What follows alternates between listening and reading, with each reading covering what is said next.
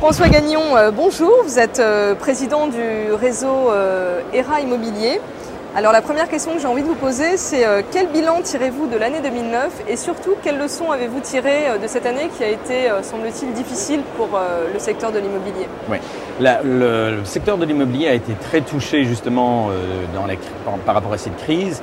Et ce que l'on voit précisément, c'est que les agences immobilières qui avaient bien mis en place des méthodes de travail, une structure, une organisation, une rigueur, ont réussi justement à passer à travers cette période difficile.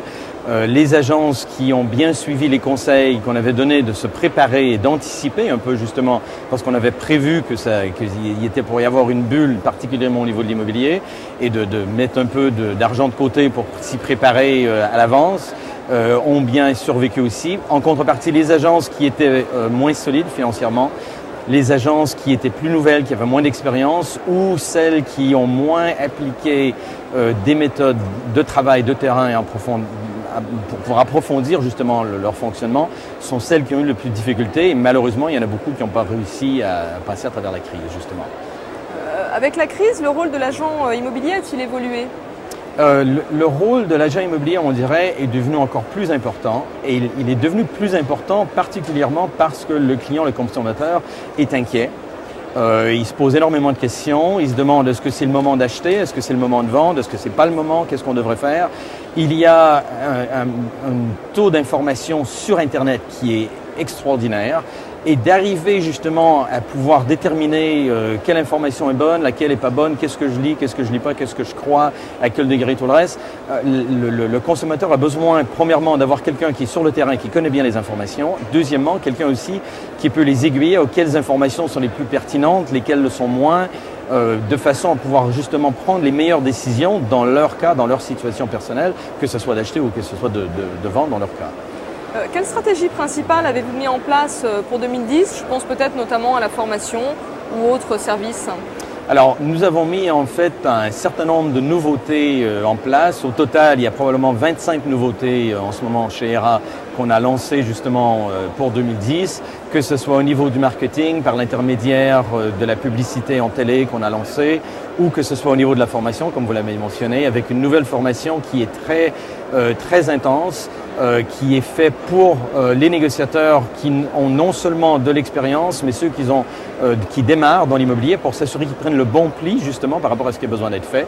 Et en plus, on a aussi renforcé le travail que l'on fait auprès des agences pour se rapprocher d'eux encore plus, pour justement pouvoir les soutenir et les aider par rapport à ce travail qu'ils ont besoin de faire au quotidien, pour être sûr qu'ils restent sur la bonne voie et ne vont pas se perdre dans le chemin, parce que parfois on peut être distrait par des choses qu'on peut penser seraient des bonnes choses à faire qui n'en sont pas forcément le cas. Vous êtes aujourd'hui présent sur Franchise Expo Paris pour recruter vos futurs partenaires. Exact. Quels sont précisément vos objectifs de développement à court et moyen terme ? Et est-ce qu'il reste des villes prioritaires disponibles en France pour monter son agence ERA Immobilier ?